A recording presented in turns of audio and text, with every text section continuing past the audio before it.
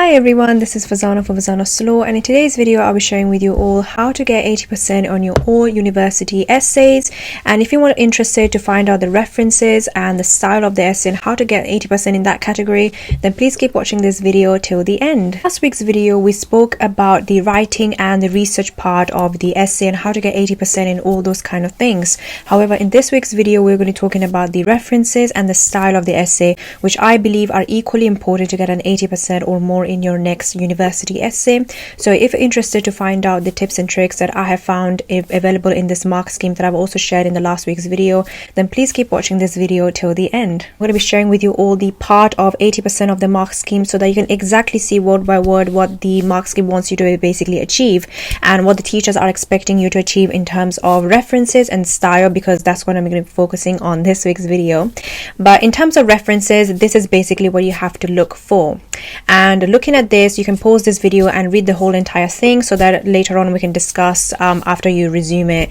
and see what are the key points that the teachers want you to basically achieve in terms of references to get an 80% or more. So looking at this mark scheme, I can clearly see that the first things first that your teachers want you to basically do to make sure that you get an 80% in your essay is to make sure that your references, your bibliography, your footnotes, your citations and everything in between are all flawless. Basically there should be no error, or there should be no room for error basically, and you can do this very easily by just looking at your university's preferred referencing style. For example, for my university of Westminster, it was oscola that we used for every single law essay that we did in the university. So you have to make sure and consult it with your teacher very well, and because there are different kinds of referencing styles, right? For example, I know before I started university I knew that my brother, for example, did Harvard style referencing, and that was completely different than oscola, so I could not really do his style to my essays. So you have to make sure that your references, your footnotes, your citations, your bibliography section, everything in between is all flawless and there's no room for error, which is why you have to keep checking this section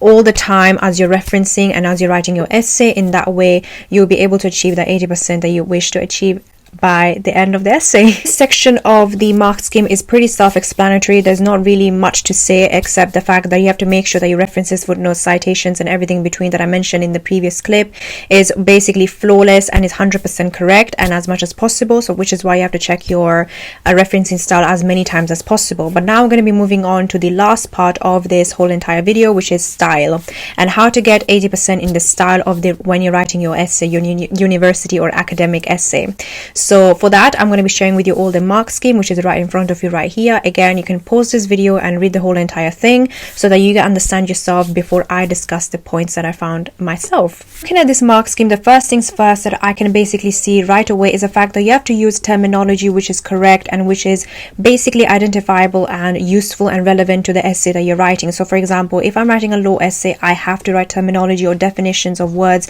that are basically relatable to the essay that I'm writing about. I cannot be writing about, for example, a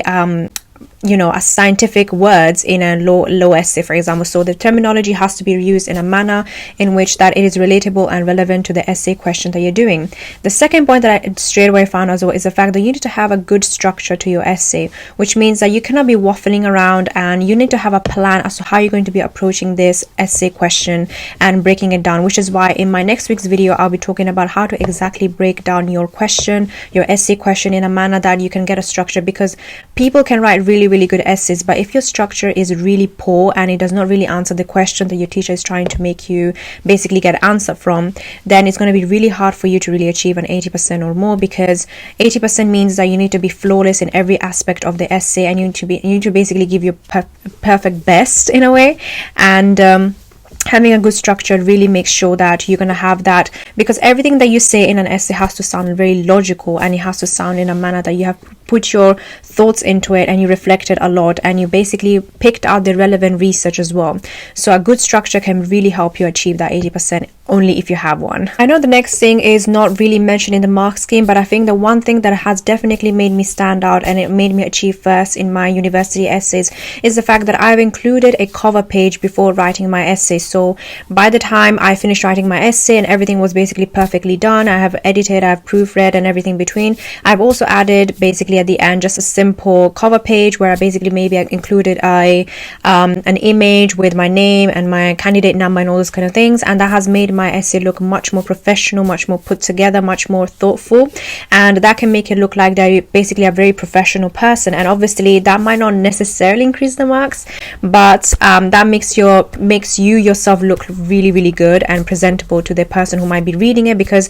let's be honest, if you're a teacher yourself and you have read like 200 essays and you've seen black and white everywhere, but you decided to stand out and basically include a cover page, that can make it look absolutely amazing, and that boosts your chances of actually getting an 80%. And this is actually one of the tips that I got from my brother from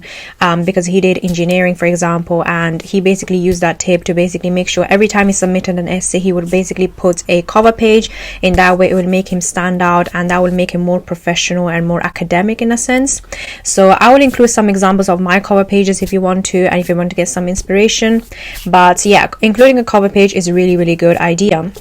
And similarly to the next point that I'm going to be mentioning is about having a good layout. So for example,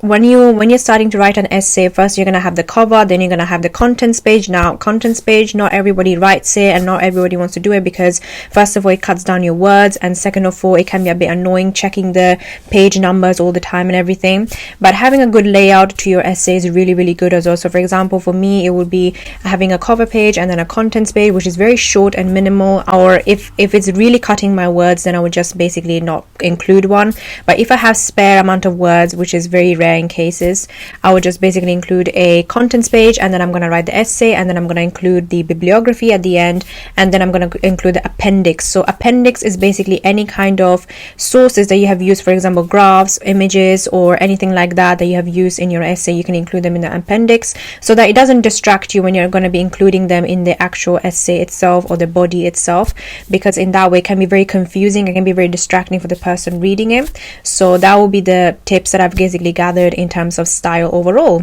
So this brings me to the end of today's video. I hope you really enjoyed it and found some of the tips really helpful for your next university essay that you might be writing. And of course, this is going to be like a whole series every Monday when I'm going to be sharing tips on how to get your first on all kinds of university essays. So I'm going to be starting on with the mark scheme, and then I'm going to go with the question, and then what to include in terms of research and the introduction, conclusion, and everything in between. So it's going to be like a whole playlist of A to Z of what to do basically to get an first in all of your academic essays. So if you're interested to find out and be basically tuned with this kind of videos, then please do subscribe to this channel and click the bell icon, so whenever I post every Monday you will be first to basically be notified of the video that I upload. But other than that, if you have really enjoyed this video, please like, share and subscribe, and I'll see you in my next week's video.